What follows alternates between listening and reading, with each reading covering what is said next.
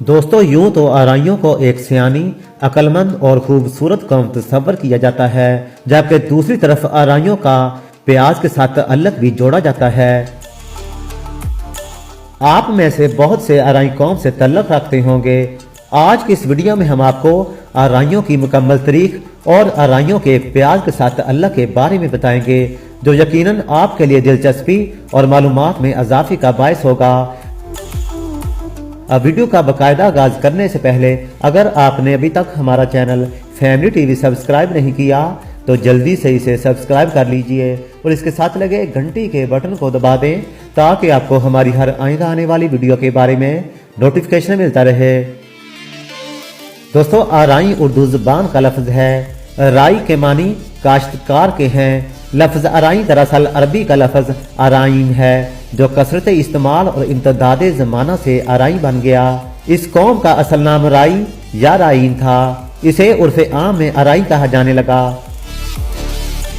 आराइयों का पेशा ज़राअत और बागबानी था। प्याज उगाने, खाने और सालन को प्याज का तड़का लगाने का तरीका भी तमाम इकवाम ने आराइयों से सीखा। आराई अरबी नस्ल से हैं, मगर अरब से अजम तक के सफर में इनकी ज़बान और तहजीब में नुमाया फर्क आया है।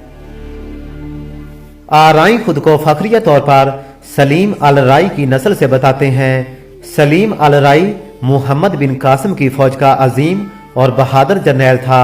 तारीख आराई हमें बताती है कि सलीम अल राई का तल्लुक शाम के ज़राअत पेशा कबीले से था।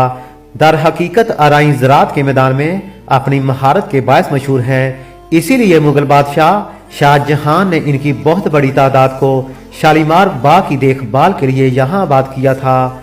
आज भी आराई लाहौर के इलाके बागबानपुरा में नहायत अमीर जात समझी जाती है। आराई जात के आबाओजदाद अरीहाई फलस्तीनी अरब थे, जो 712 ईस्वी में दरियाए उर्दन के किनारे आबाद शहर अरीहा से हिजरत करके आए थे। मोहम्मद बिन कासिम के साथ बर्रे सगीर में दाखिल होने वाली फौज की तादाद 12,000 थी, जिसमें से 6,000 अरीहाई कौम से थे। मोहम्मद बिन कासिम तकरीबन 4 साल तक सिंध में रहे। इसी दौरान गवर्नर इराक हज्जाज बिन यूसुफ और खलीफा वलीद बिन अब्दुल मुलक का यके बाद दीगरे इंतकाल हो गया। खलीफा सुलेमान बिन अब्दुल मलक ने तख्त नशीनी के बाद हज्जाज बिन यूसुफ के खानदान पर सख्त मजालम ढाए थे। इसी दौरान इसने मोहम्मद बिन कासिम को भी हज्जाज बिन यूसुफ का भतीजा और दामाद होने के जुर्म में गिरफ्तार किया और इसे अरब वापस बुला लिया, जहां वो 7 माह कैद रहे और भी इंतकाल कर गए। खलीफा की इन जालमाना कार्रवाइयों की वजह से अरीहाई फौजियों ने अपने आबाए वतन वापस न जाने और बरे सगीर में ही क़याम का फैसला किया। खलीफा के अताब से बचने के लिए उन्होंने फौज की मुलाजमत छोड़ दी और खेती बाड़ी को अपना जरिया मुआश बना लिया। कुछ अशरों बाद वो आहिस्ता आहिस्ता वस्ती और मशरकी पंजाब की तरफ चले गए और वक्त के साथ साथ इनकी अगली नस्लें पूरे बरे सगीर में फैल गईं। मोहम्मद बिन कासिम के लश्कर से भी आराई लफ्ज की तशरीह मिलती है। राजा दाहर की कैद में एक मुसलमान लड़की की आवाज पर लब्बैक कहने वाला 12,000 अवाम का इस्लामी लश्कर 4 हिस्सों पर मुश्तमिल था। पहले हिस्सा का नाम मुकदमतुल जैश था, जो थोड़े से आदमियों पर मुश्तमिल था और लश्कर से 3-4 मील आगे था। बाकी दाईं तरफ का लश्कर मेमना और बाईं तरफ वाला मैसरा कहलाता था, जबकि दरमियान वाले लश्कर का नाम करब था। हर इस्लामी लश्कर के पास एक झंडा होता था, जिसको फौज हर सूरत में बुलंद रखती थी और जंग के इख्तिताम पर यह मफतूहा जमीन पर गाड़ दिया जाता था। इस झंडे का जिक्र नबी अकरम सल्लल्लाहु अलैहि वसल्लम ने जो गज़वात जीते थे इनमें से भी मिलता है। लड़ाई के दौरान इस झंडे को गिरने से बचाने के लिए सहाबा इकराम रज़वानुल्लाह अजमईन की शहादतें भी हुई थीं। इस फतह के निशान वाले झंडे का नाम अल राया होता था।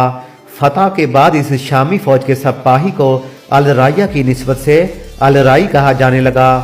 लफ्ज़ अल राई अरबी में जब बोला जाता है तो सुनने में आराई होता है, क्योंकि अरबी में अलिफ के बाद लाम नहीं बोली जाती। अल राई लफ्ज को इंग्लिश में भी आराइन कहते हैं। यही वजह है कि आराई कौम बर्रे सगीर पाको हिंद में अरब से मोहम्मद बिन कासिम की क़यादत में ही आई थी, जो बाद में मुस्तकिल तौर पर यहाँ रहाइश पजीर हो गई। इनमें ज्यादातर लोग आज भी खेती बाड़ी के शोबे से मुंसलिक हैं। आराइयों का पेशा ज़राअत और बागबानी रहा है। प्याज उगाने, प्याज खाने और सालन को प्याज का तड़का लगाने का तरीका भी तमाम इकवाम ने आराइयों से सीखा। इसी मुनासबत से आज भी आराइयों का ताल्लुक प्याज से जोड़ा जाता है। कहते हैं एक बार शैतान को कहा गया कि आराई दुनिया की सबसे सियानी कौम है। शैतान ये सुनकर बेख्तियार उछल पड़ा। इसने फौरी तौर पर किसी आराई को आजमाने का फैसला किया। एक मालदार आदमी के रूप में शैतान इस वक्त किसी गांव के एक बेरोजगार आराई के सामने बैठा इसके साथ मिलकर कोई नया कारोबार शुरू करने की प्लानिंग कर रहा था। बिलाखिर दोनों में तय पाया कि वो मिलकर कोई फसल काश्त करेंगे। शैतान ने कहा कि वो सिर्फ इन्वेस्टमेंट करेगा, फसल की काश्त कटाई वगैरह हर चीज की जिम्मेदारी आराई की है। आराई ने कहा कि कारोबारी असूल के मुताबिक तमाम तर मामलात पहले ही क्लियर कर लेने चाहिए ताकि बाद में किसी किस्म की कोई लड़ाई झगड़ा ना हो। हिस्सा शैतान की मर्जी का होगा और फसल मेरी मर्जी की होगी। शैतान ने अयारी से काम लेते हुए कहा, जो भी फसल बोगे इसका ऊपर वाला हिस्सा मेरा होगा और नीचे वाला आराई का होगा।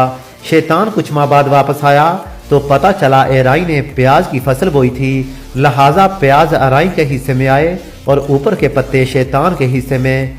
शैतान ने कोई परवाह न की और अगली फसल के लिए मजीद रकम देते हुए कहा कि इस बार जमीन के अंदर का हिस्सा मेरा और ऊपर का हिस्सा तुम्हारा होगा।